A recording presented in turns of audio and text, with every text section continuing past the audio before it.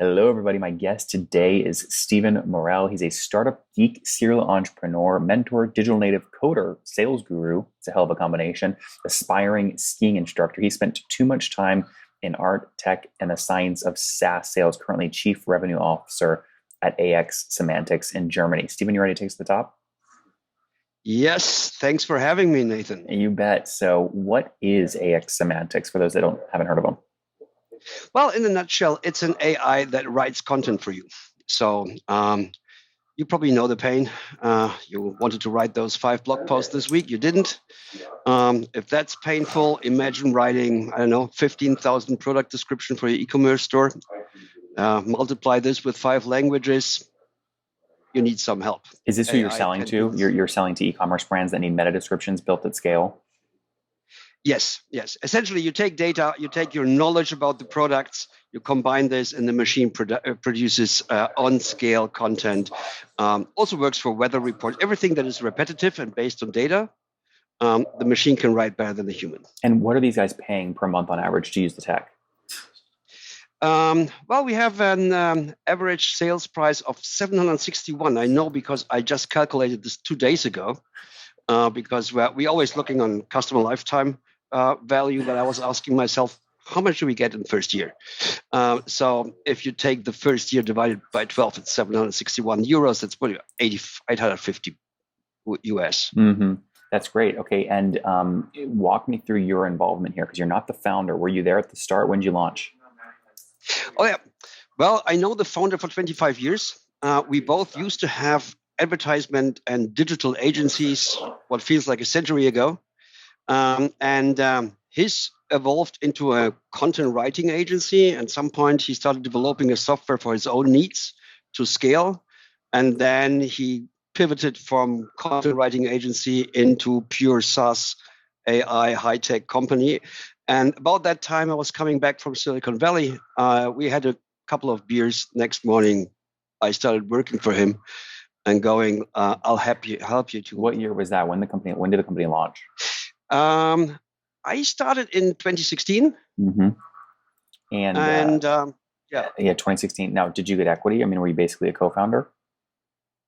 Yes, I have equity, and I'm with him and 2, 3 others. We are the C-level, and we hacked this to today's size. I love that. Okay, so you launched in 2016. Tell me about the first 10 customers. How'd you guys get them? Well, if you start out the first 50, not 10, first 50 customers, it's not sales, it's conversion. You go to everybody you know. I know where you live. You got to buy this now. I need you to buy this. I don't care. And the founder did a great job in turning his agency customers into software customers. In the beginning, it was crappy. It was hard to use, difficult to understand. Language is probably the most complex thing that you can try to solve. So it came with, onboarding, training, service. It was really, really difficult. By now, today, everybody can use it. We are like the only natural language generation product out there that is really for the rest of us. Everybody can just go there, have a trial, try it out. So first 50, it's not sales, it's coercion. You get them on the platform. How many customers are you working with today? Today, we would have around 800. Wow. From 23 different countries. Mm-hmm. And so how are you getting customers? Obviously, you're selling today. It's not coercion. How are you getting customers today? That's a great question because I talking to I hear a lot about empty pipelines and lack of volume. What we do, we run and we iterate it over years, week for week.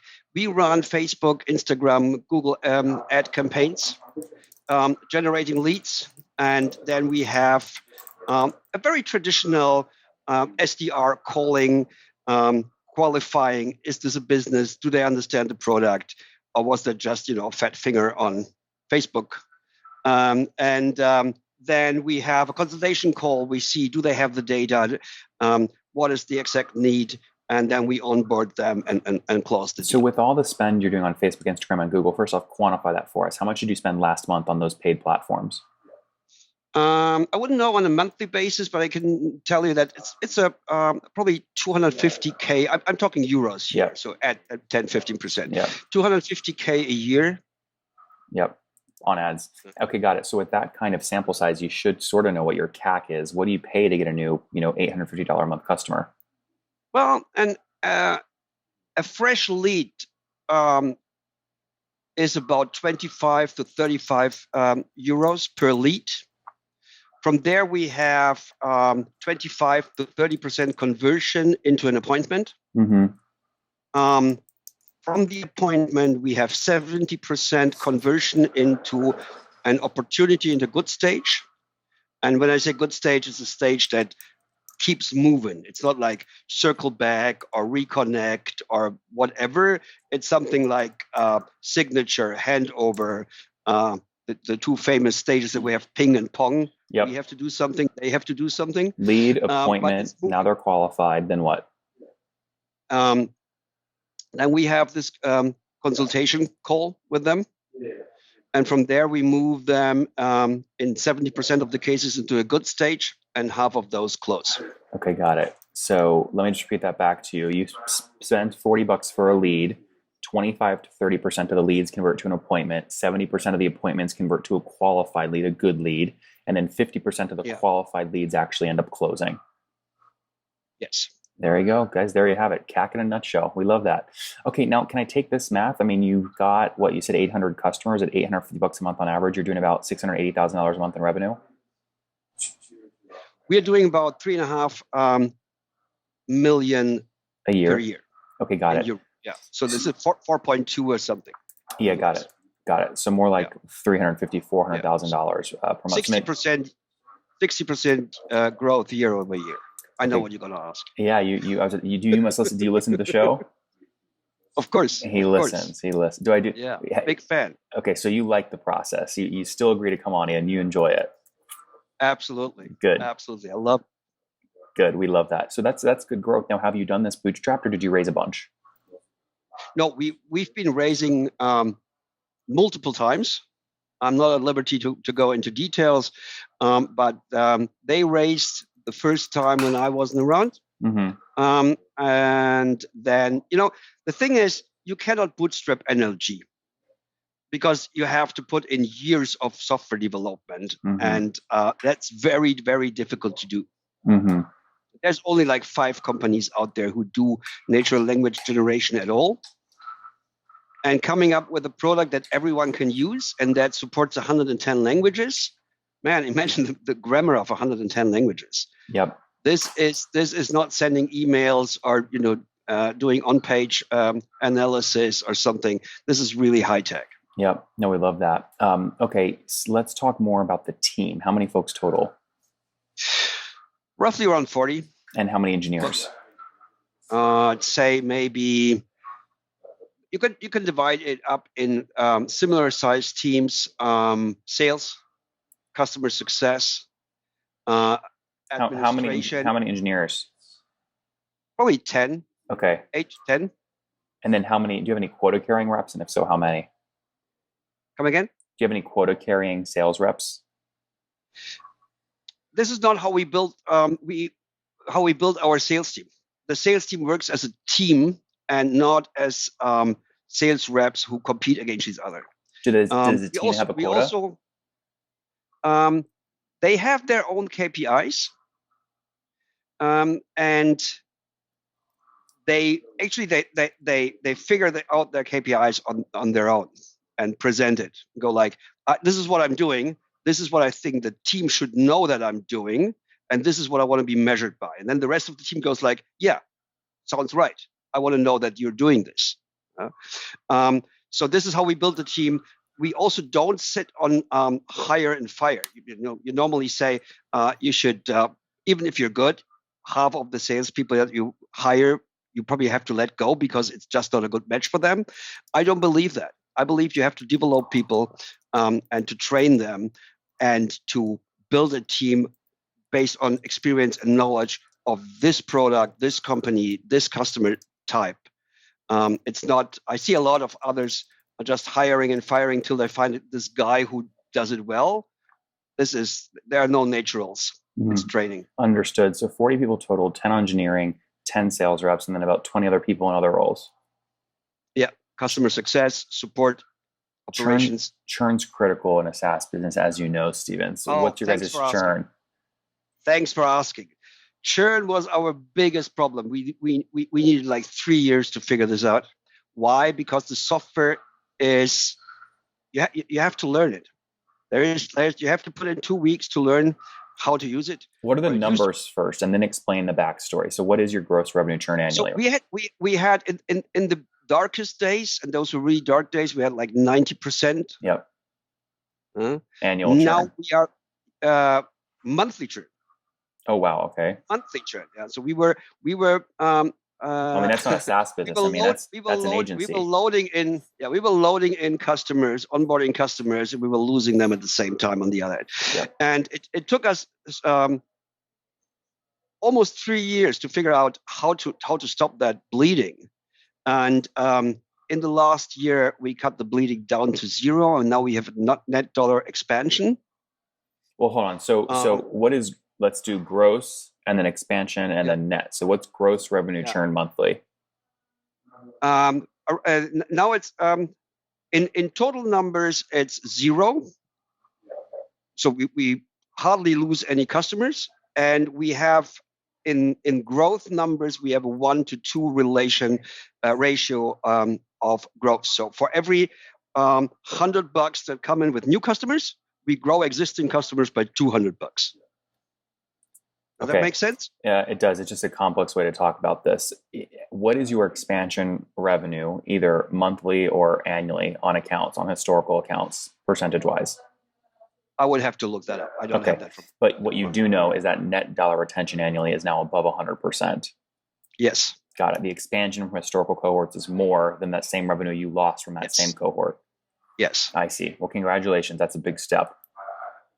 It was a long, very, very dark way, and but we made it through. How do you plan to get customers this year? Is it still going to be about $400,000 of Facebook, Instagram, and Google ad spend? Well, we are playing around with new ways. We are looking into outbound for the first time. We are also developing the product further. Next step is I'm not sure it's totally official, but it's going to be official like next week.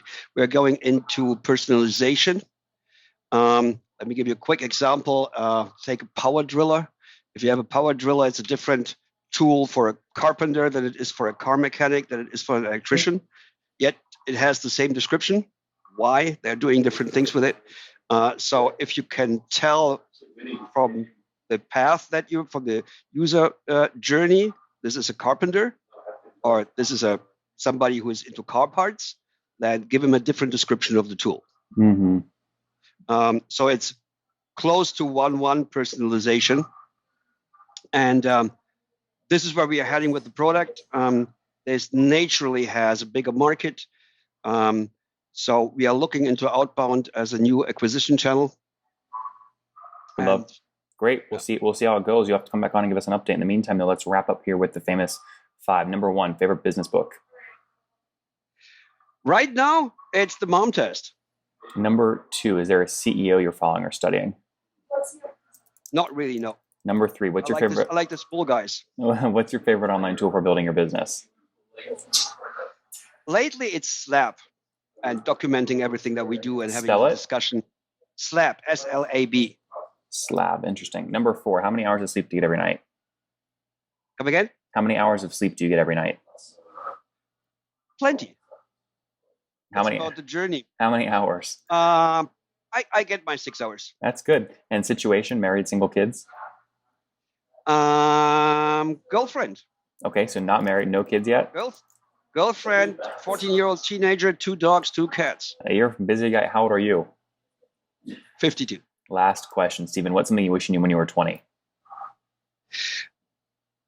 I was building companies that the term startup didn't exist, but I was doing exactly that. Well, what's something you wish you knew when you were 20? Being an entrepreneur, always. Guys, there you have it. AX Semantics, they're helping you write content at scale faster. They were doing about, they're doing about 4.2 million in terms of run rate today, up 60% year over year. Team of 40 currently spending and getting most of their customers. They have 850 today, getting those customers on paid ads. They spent about 300 grand last year on paid ads, paying out $40 to get a lead. Steven, thanks for taking us to the top. Thanks for having me. One more thing before you go. We have a brand new show every Thursday at 1 p.m. Central. It's called Shark Tank for SaaS. We call it Deal or Bust. One founder comes on, 3 hungry buyers, they try and do a deal live, and the founder shares back-end dashboards, their expenses, their revenue, ARPU, CAC, LTV, you name it, they share it. And the buyers try and make a deal live. It is fun to watch every Thursday, 1 p.m. Central. Additionally, remember, these recorded founder interviews go live. We release them here on YouTube every day at 2 p.m. Central. To make sure you don't miss any of that, make sure you click the subscribe button below here on YouTube, the big red button, and then click the little bell notification to make sure you get notifications when we do go live. I wouldn't want you to miss breaking news in the SaaS world, whether it's an acquisition, a big fundraise, a big sale, a big profitability statement, or something else. I don't want you to miss it. Additionally, if you want to take this conversation deeper and further, we have by far the largest private Slack community for B2B SaaS founders. You want to get in there. We've probably talked about your tool if you're running a company or your firm if you're investing. You can go in there and quickly search and see what people are saying. Sign up for that at nathanlatka.com/Slack. In the meantime, I'm hanging out with you here on YouTube. I'll be in the comments for the next 30 minutes. Feel free to let me know what you thought about this episode. And if you enjoyed it, click the thumbs up. We get a lot of haters that are mad at how aggressive I am on these shows, but I do it so that we can all learn. We have to counter those people. We got to push them away. Click the thumbs up below to counter them and know that I appreciate your guys' support. All right, I'll be in the comments. See ya.